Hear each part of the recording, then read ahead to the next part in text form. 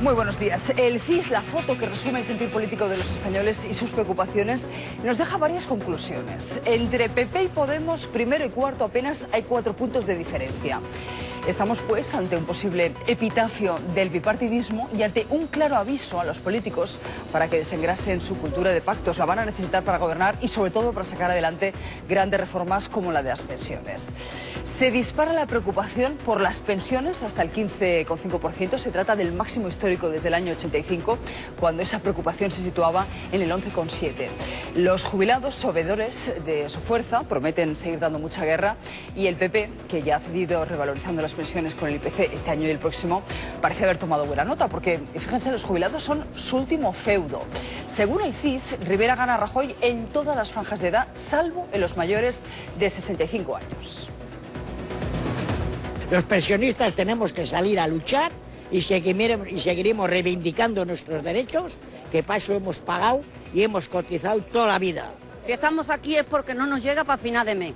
A ellos, como les sobra, pues se cree que todo el monte es orégano, pero no es así. Pues porque llevo 30 años de viuda y me dan una mierda de pensión, pero con perdón. ¿Qué estamos diciendo los pensionistas? Que en este país las pensiones tienen viabilidad. Y esos 18.000 millones que hay de déficit se pueden recuperar de muchas maneras. Lo que pasa es que el gobierno no tiene voluntad política. Juan Rosell, presidente de la COE, muy buenos días, bienvenido.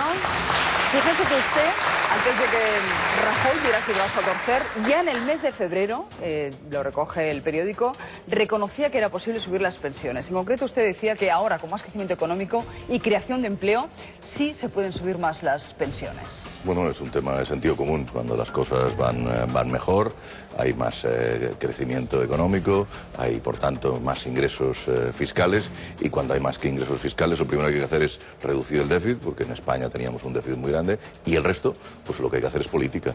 Y en estos momentos, pues el tema de las pensiones, eso es hacer política. Los pensionistas, ya les he escuchado, dicen que van a seguir protestando, van a seguir con sus consignas, con la pancarta, piden que se blinden las pensiones, la Constitución, y también una pensión mínima de 1.080 euros. ¿Eso es viable? Bueno, las pensiones en el año 2000, todas las pensiones en España estábamos hablando alrededor de 57.000 millones. Este último año hemos llegado a 134, por tanto ha habido un crecimiento muy importante de lo que se ha pagado en pensiones. Y si quisiésemos decir, bueno, pues ahora subimos las pensiones un 10%, 14.000 millones. Entonces lo que hay que ver es de dónde sacamos esos 14.000 millones. Pero en cambio, lo que teníamos pactado, pues en las últimas reformas de las pensiones, de que subíamos el 0,25, bueno, este año, pues con la situación económica que teníamos, pues probablemente el subir lo mismo que es la inflación, pues cuesta alrededor de 1.500, 2.000 millones. Por tanto, hay veces de que estas cosas se pueden hacer. ¿Confía usted en un pacto dentro de...? Bueno, si fuimos capaces de hacerlo, pues por 2 veces, una vez gobernando el PSOE y otra vez gobernando el PP, pues ¿por qué no? Y si no hacemos un pacto es que nos equivocamos todos. Lo que sí que está claro es de que es un tema de vital importancia, es un tema de futuro, es un tema que hemos de encarar de frente y no hemos de hacernos trampas. Y lo que hemos de explicar es exactamente qué es lo que tenemos, qué pensiones tenemos, de dónde vienen, cómo se pagan y al final qué coste tienen. Según publicaba nuestro colaborador, Carlos Segovia, en El Mundo, el PP estaría dispuesto a subir, según el IPC, siempre las pensiones mínimas. Para el resto, eso ya lo dejaría, bueno, para el foro de gobierno patronal y sindicatos, es decir, para que sean los agentes sociales. Bueno, aquí hay distintas pensiones. Una cosa es la media de la pensión general, básicamente pues es la de jubilación, la contributiva, y después también hay otras, ¿no? Digamos, las no contributivas, y entonces lo que tendríamos que ir viendo cuáles y cómo y de qué manera se pueden subir o no se pueden subir y cuáles afectan más o menos. Es un tema técnico, pero es un tema que repercute pues a casi 9 millones de personas, algunos con doble pensión, pero tanto una como otra muy bajas, y por tanto es cuestión de evaluarlo, ponerlo encima de la mesa, verlo, y después también hablar de la posibilidad de que pueda haber otras pensiones complementarias dentro de las empresas y dentro de los trabajadores. trabajadores que también las pudieran poner encima de la mesa y sumarlas a las pensiones públicas. Hay quien dice que eso de pasarles a ustedes la patata caliente, de que sea la mesa de pensiones la que tenga que discutir sobre las subidas del resto de pensiones, es una manera también de tener, bueno, pues implicados a los sindicatos y evitarse protestas en la calle, no sé si... Bueno, digamos, los sindicatos al final lo que tienen los afiliados a los sindicatos son básicamente la gente que está trabajando, la gente que ya no está trabajando y está en pensiones, pues normalmente ya no son los que están en los sindicatos, pero hay que tener en cuenta a todo el mundo, lo que hay que ser es muy realista. En el tema de las pensiones hay una cosa muy clara, ¿no?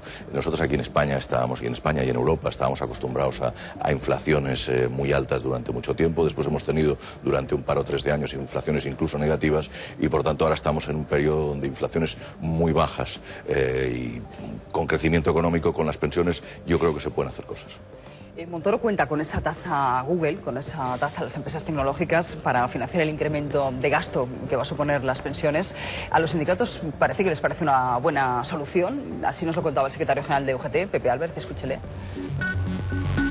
España va a tener que tomar la decisión de que tiene que haber impuestos que vayan directamente a la seguridad social. Nosotros en el sentido creemos que hay que ir avanzando para que las tecnologías tengan que pagar un impuesto. Los robots que sustituyen tantos trabajadores y tantas trabajadoras, ese trabajo que hacen de aumento de la productividad en nuestro país, tiene que tener una revisión del sistema que tenemos actualmente. Efectivamente. Entonces, ahí es donde yo creo que hay que entrar en el fondo del sistema de pensiones. Yo lo considero un remedio chapucero, que vienen a decir que, bueno, de entrada ven poco factible que se apruebe esa ley, ese impuesto a las tecnológicas durante esta legislatura, que en cualquier caso no salen las cuentas que maneja Montoro. No, nosotros lo que hemos dicho es de que ante la disrupción tecnológica que en estos momentos estamos viviendo, pues hay que afrontar los temas fiscales seriamente. Y eso hay que hacerlo a nivel europeo. Nosotros lo estamos proponiendo a través de las organizaciones empresariales europeas, de acuerdo con la Comisión. Cuando dice que hay que hacerlo seriamente, ¿se refiere a que el gobierno tal vez no lo está haciendo? No. Digamos, lo que hay que hacerlo, sin duda alguna, pero no hay que hacerlo a nivel del gobierno español, hay que hacerlo a nivel de gobiernos europeos. ¿Por qué? Porque hay una serie de impuestos de futuro, como son el impuesto tecnológicos, los impuestos medioambientales y otros tipos de impuestos, donde nos tenemos que ir adaptando nuestra mentalidad a que es europeo. Las economías europeas. Digamos, si nos creemos Europa, muchos de estos temas lo hemos de hacer en clave europea y lo que no podemos hacer es grandísimas diferencias entre unos países y otros. Nosotros ahí propiciaríamos una fuga de empresas. No, más que fuga de empresas, lo que haríamos es de que al final ya no nos entenderíamos y yo creo que no solamente con este impuesto, sino con el resto, el impuesto de sociedades, el IVA, el IRPF, todos estos impuestos, los grandes impuestos al final, en 20, 30 años en Europa los tenemos que hacer. Por tanto, si hemos de poner un nuevo tipo de impuesto tecnológico, medioambiental o de lo que sea, cuanto antes lo hagamos a nivel europeo, mucho mejor, porque empezaremos la casa con planos y construyéndola desde abajo. ¿Cómo está este tema? ¿Cómo está la convergencia europea? Bueno, yo creo que eso está encima de la mesa. Eso, como ha ido muy rápido, pues la reacción también tiene que ser rápida por parte de Europa y yo creo que Europa pondrá encima de la mesa una propuesta unitaria en muy poco tiempo. Acabo ya con el tema pensiones, pero ayer uno de los máximos expertos en Hacienda tributaria, en Hacienda Pública, Manuel Lagares, nos visitaba aquí, sabe que es uno de los sabios que, bueno, también, digamos, ha recomendado soluciones en el Pacto de Toledo y hacía esta propuesta. Es decir, las empresas tendrán que empezar a pensar, como se piensa en otros países de Europa, en planes complementarios empresariales, de tal forma que la pensión pública represente una cifra no excesivamente elevada y la pensión privada empresarial pues represente un complemento importante y eso permita pues un sostenimiento, un nivel de protección a los pensionistas razonable y suficiente. ¿Por qué aquí no sería aplicable o por qué no se acaba de concretar algo parecido? Porque cuesta dinero, es decir, a los empresarios eso le costaría algo, a los trabajadores también le tiene que costar. La aportación de los trabajadores hoy día a las pensiones está en el entorno de una cuota del 7%, 7 u 8%, quizás tendrían que aportar algo más y todo eso exige esfuerzo. ¿Qué responde usted? Bueno, que es de sentido común, y eso que está diciendo el profesor Lagares ya existe, como él bien sabe, especialmente en las empresas muy grandes, y por tanto lo que habrá que intentar es convencer a las empresas de que hagan planes de pensiones que tendrán que pagar las empresas y los trabajadores, y será un plan de pensiones privado, complementario al público, y entonces en función de lo que se pueda dar en ese plan privado, se sumará al público, y entonces pues la pensión será un poco mayor. Eso es lo que están haciendo en la mayoría de países, y por supuesto es lo que vamos a hacer aquí, o sí o sí. Quiero ir con otro tema, el pacto salarial. ¿En qué punto están las negociaciones con sindicatos? Pues si no estoy yo equivocado, los sindicatos piden subir los salarios en convenio hasta 1.000 euros. Y ustedes proponen un incremento fijo del 2%, ¿no? Y un 1% ligado a la productividad. Bueno, nosotros yo creo que hicimos un paso muy importante, estratégico, en el sentido de decir, fuimos los que más apoyamos el incremento del salario mínimo interprofesional hasta el año 2020, donde serán 850 por 14 pagas. Yo creo que este es un punto muy importante, y eso es con el intento de que los salarios bajos suban mucho más que el resto de salarios. Y eso creemos que es... Sería un poco aplicar lo que estamos hablando ahora de las pensiones también a los salarios. Eso es estrategia país. No puede ser que tengamos los salarios bajos que hay, que no puede ser que existan, y hemos de ayudar desde abajo a que suban más. Segundo, ¿y eso cómo se hace? Bueno, ¿cómo por ejemplo, con el acuerdo del salario mínimo interprofesional, que yo creo que es un cambio importante después de que durante montones de años pues se ha ido subiendo más alrededor de la inflación. Pues estos próximos años va a subir el 4, el 5 y el 10. Bueno, pero eso ya lo tenemos hecho. Bueno, pues eso es muy importante, y esa es la línea. Digamos que podríamos intentar acelerar esto. Bueno, pues estamos para hablar de ello. Segundo, eso combate de una manera brutal la economía sumergida, que es uno de los grandes problemas que tiene este país, por no decir el más importante. Porque en el momento en que la economía sumergida, que tenemos 20 puntos, fuésemos capaces de que no existieran 6, 7 puntos, ganaríamos 2, 3 puntos de ingresos fiscales, y con eso reduciríamos el déficit al cero. Por tanto, eso es un tema importantísimo. Y después, para el resto de salarios, bueno, la economía está creciendo, las grandes empresas están ya volviendo a ganar dinero, las medianas empresas están ya en esa línea, pero las pequeñas y muy pequeñas todavía no están ahí. Por tanto, en las grandes empresas el crecimiento de los salarios ya está ahí, ya se nota, ya lo estamos viendo, y en el resto pues lo hemos de hacer escalonadamente. Nosotros la propuesta que estamos haciendo es de que en este momento más del 50% de todos los convenios ya están firmados, y se están firmando alrededor de media el 1,5%. ¿Nosotros qué estamos diciendo? Pues estamos diciendo más de ese 1,5, hasta el 2, más una variable a la cual no le ponemos topes. Y esta variable en función de qué? Pues de los beneficios de la empresa, del EBITDA, de un tema concreto, de bajar el absentismo, que se nos ha disparado, en fin, de toda una serie de variables con las que estamos de acuerdo y que no le ponemos tope. ¿Para qué? Para que las empresas que lo puedan hacer lo hagan. Y lo que sí que estamos comprobando es de que las empresas que han vuelto a los beneficios lo están haciendo. Lo que tenemos que intentar entre todos es de que las pequeñitas, que son las que están saliendo todavía del bache y de la crisis, pues lo puedan hacer automáticamente. Usted dice que hay un 41% todavía de pymes, de pequeñas empresas. No lo digo yo, lo dice la agencia tributaria. Que están en números rojos, es decir, que todavía siguen estando muy endeudadas. Desgraciadamente, el 41% de todas las empresas pues están en bases imponibles positivas. Por tanto, queda un grandísimo recorrido por recorrer. En cambio, las grandes, el 90 y tantos % están en bases imponibles positivas, y eso es muy importante. ¿Cómo se entiende si la mayoría de contratos, nos dice usted, ya se han cerrado, y además han cerrado al 1,5%, que luego en la mesa de negociación se exija más? Porque, bueno, el año pasado también el año pasado se hizo lo mismo. El año pasado pues también en la mesa de negociación estábamos más arriba, y en cambio la media era otra. Bueno, las propias organizaciones sindicales internamente en su convenio colectivo han ofrecido y firmado ya menos de lo que nosotros estamos proponiendo en la mesa, y por tanto es una falta de coherencia total y absoluta. Decir una cosa en tu casa y después en las mesas públicas decir lo contrario. En una de las dos te equivocas, no te puedes acertar en las dos porque estás diciendo cosas distintas. Nos dice que la mayoría de las pymes siguen estando muy endeudadas, las familias españolas también. No, endeudadas no, siguen estando en pérdidas. En pérdidas. Porque en endeudamiento no, en endeudamiento se están desendeudando mucho respecto a cómo estaban hace cuestión de 6 o 7 años. ¿Cómo entiende usted el titular que ayer daba El País, y que son datos del INE, en el sentido de que las familias españolas también ahora vuelven a endeudarse, es decir, vuelven a pedir créditos, financiación. Porque, ¿Eso cómo hay que interpretarlo? ¿Es síntoma de qué? El crecimiento del endeudamiento de familias y empresas fue muy importante. En los últimos años ha bajado 50 puntos de PIB y en estos momentos, cuando ya la situación es un poco mejor y las familias y las empresas vuelven a empezar a pedir crédito. Es normal. Por tanto, ¿usted considera que es un síntoma de que hay cierta recuperación económica? Es lo mismo, ¿no?, que con el consumo, ¿no? Si miras el consumo público y privado, se hundió y en cambio en los últimos años pues vuelve a recuperar y vuelve a estar más o menos en consonancia con el crecimiento del PIB. Pero esto no se compadece con los datos del CIS, porque lo que vemos en el CIS es que la percepción de los españoles es que la situación política y económica va peor, curiosamente. Bueno, los datos del CIS, el primer dato del CIS y la primera preocupación es el desempleo, el paro. Bueno, Y en cambio estamos teniendo en los últimos 3 años el mayor crecimiento de empleo que hemos tenido en nuestra vida. Por lo tanto, los números son lo que son, una cosa son las estadísticas, otra cosa son las percepciones, pero ahí están y no podemos decir a la gente que opine lo contrario de lo que piensa.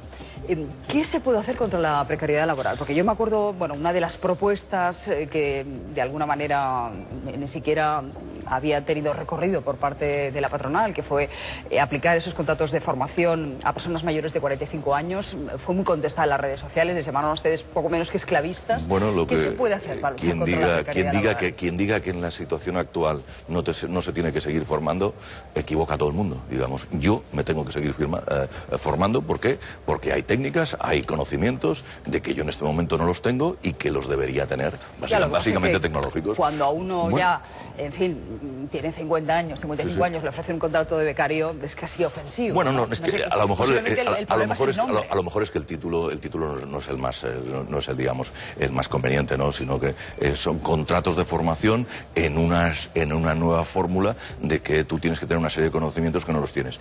En la gran crisis de los años 2008, 2009, 2010, Alemania hizo una cosa que yo creo que maravillosa, ¿no? Vio que se caía el PIB. En Alemania en el 2009 cayó casi más de 6 puntos y en cambio el empleo en Alemania ese año cayó el 0%. ¿Cómo se explica eso? ¿Por qué? Porque organizaron un sistema donde dijeron, se nos han caído las ventas, tenemos que producir menos, bajaron un poco los salarios, muy poco, bajaron el número de horas del que el trabajador o trabajadora trabajaba y le dijeron al gobierno, el dinero que das en formación lo empleamos, la empresa también pone y durante ese tiempo que no necesitamos producción vamos a formarnos y tuvieron alrededor de 2 millones de personas formándose en diferentes sectores o en diferentes temas de los cuales no sabían nada y después de la crisis esos 2 millones de personas ya formados pudieron volver a sus puestos de trabajo.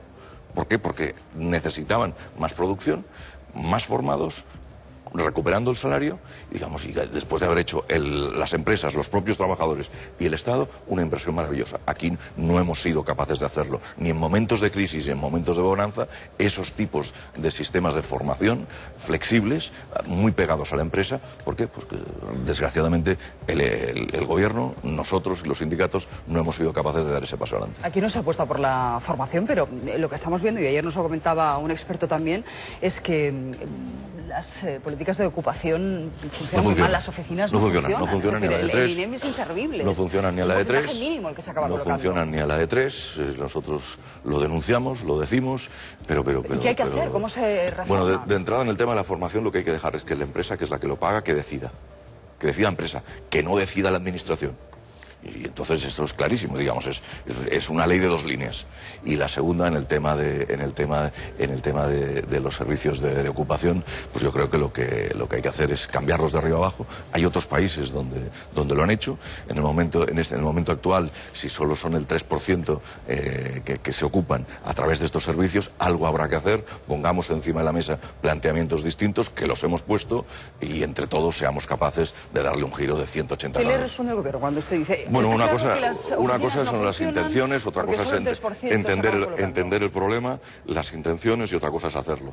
Y las estructuras de las administraciones también son súper complicadas.